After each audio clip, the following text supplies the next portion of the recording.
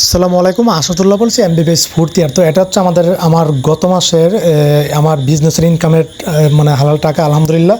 তো আল্লাহ তারা আমাকে আসলে লাখ লাখ টাকা এখানে গত মাসে দান করেছে। আল্লাহ তার কাছে আমি কোটি কোটি শুকরিয়া আদায় করছি। তো দেখেন যে আমি অনলাইনে ইউটিউবে, ফেসবুকে, ওয়েবসাইটে, তো আমি কিন্তু গত 6-7 বছর যাবৎ কিন্তু কাজ করতেছি, কিন্তু আমি কিন্তু মনিটাইজ অন করিনি। তো আমি বিশ্বাস করি যে এই মনিটাইজের টাকাটা আসলে হারাম টাকা। এখানে যে অ্যাড শো করে, অ্যাডের মাধ্যমে ইনকাম হয়, সেখানে নারী এমনকি মিউজিক থাকে, তো এটা ইসলামে হারাম।